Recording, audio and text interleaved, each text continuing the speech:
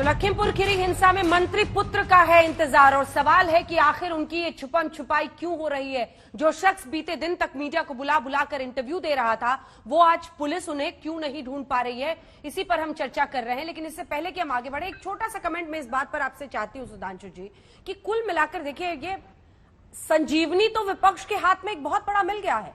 अगर पुलिस ने सही हैंडलिंग की होती, अगर कुछ अर्थ होता उस एफआईआर का जो लिखा गया था, तो नामजद आरोपी को टेलीविजन के इंटरव्यू करने के लिए नहीं छोड़ा जाता। जैसे देखिए ना, वहां पर आर्यन खान हो, जैसे वहां पर आपने प्रियंका वाड्रा गांधी को हिरासत में ले लिया, फिर गिरफ्तार कर लिया। बड़ी चुस्त रहती है आपकी पुलिस, जहां पर उनको चुस्ती दिखानी होती है। लेकिन यहां पर ऐसे सुस्त पड़े कि अब नोटिस चिपका रहे हैं जाके। देखिए, जब प्रारंभिक आरोप लगाया गया तो उस समय जब एफआईआर लिखी गई तब उसमें प्रत्यक्ष रूप में पहले यह नाम नहीं थे, फिर वो नाम ऐड किए गए। जब ये हुआ कि आरोप ये एफआईआर में ये नाम है, तब पुलिस कार्रवाई में एक्शन में आई। देखिए, नाम लगाना और एक्शन में आने में पुलिस ने कोई देरी नहीं की। पुलिस तत्काल प्रभाव से द्रुत गति से उसने एक्शन लेना शुरू किया। क्यों भाग रहे हैं? यहां अपेक्षा ये है सुधांशु जी, कि भाई जो हमने कहा गया, ये मंत्री पुत्र क्यों भाग रहे हैं सर? देखिए, दो आरोपी गिरफ्तार हो गए कि नहीं, मंत्री है देश के, उनको सफाई देनी पड़ रही है। हाँ, तो मैं ये मानता हूं कि गृह राज्य मंत्री जो उनके पिता हैं, उन्होंने भी टीवी चैनल पे बोला है आपके रिकॉर्डेड कि यदि आप प्रमाण कोई दे दे कि मेरा बेटा उपस्थित था तो मैं इस्तीफा दे दूंगा। मंत्री ये बोल चुका है और मुख्यमंत्री ये कह रहे हैं कि अगर वो कल 11 बजे ये एडवांटेज क्या, एक सेकंड, दो लोग ऑलरेडी गिरफ्तार हो चुके हैं। ये एडवांटेज, ये फायदा क्या अन्य आरोपियों को मिलता है? क्या आर्यन खान आज सामने आकर कह सकता है कि कोई मुझे एक सबूत लाकर दिखा दे, क्योंकि सबूत के नाम पर वहां पर सिर्फ कुछ व्हाट्सएप चैट है, सबूत ला के दिखा दे। ऐसे दीपिका पादुकोण से भी सवाल किए गए थे, कई लोग हैं सर। किसी आरोपी को क्या ये एडवांटेज मिलता है? एक सेकंड सर, बस आपसे पूछ रही हूँ कि कोई सबूत लाकर दिखा दे, तब मैं जाकर पुलिस के साथ कोऑपरेट। कैसी बात कर रहे हैं सर सुधांशु?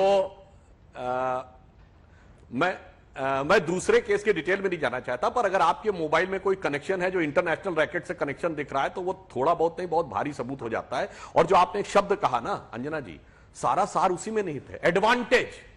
ये सारा एडवांटेज की ही तो राजनीति है।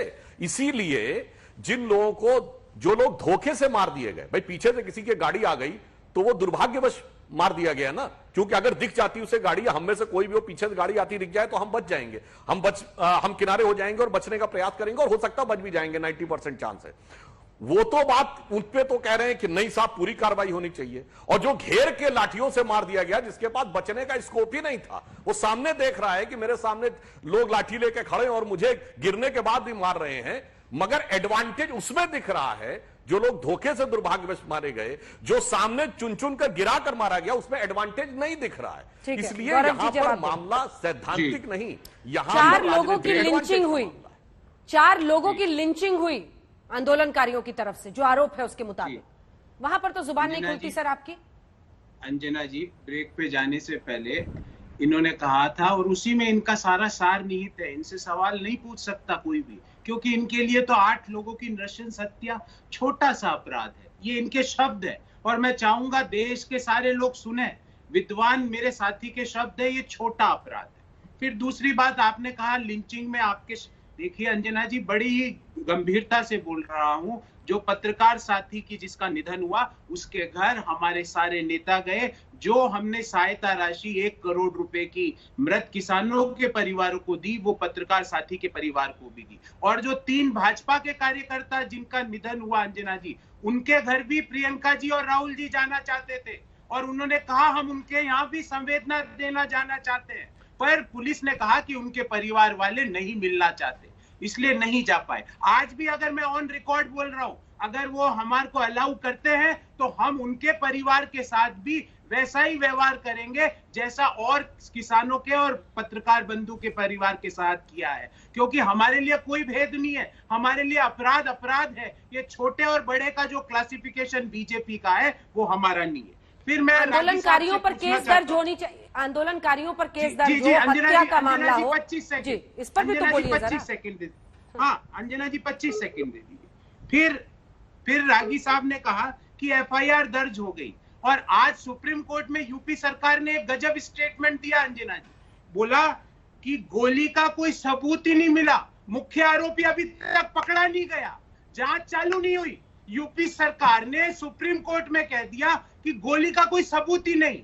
अभी वैसे के वैसे यूपी सरकार कह देगी कि जो हत्यारा है, जो गृह राज्य मंत्री का पुत्र, उनका कोई सबूत ही नहीं है, सबूत लाओ। अरे सबूत लाने का काम तो एजेंसीज का है। आप 5 दिन से क्या कर रहे थे? वो खुलेआम घूम रहा था, उसको बैठा देते थाने में, वो टट टट टट टट सब बोल जाता, 1 मिनट में सब बोल जाता।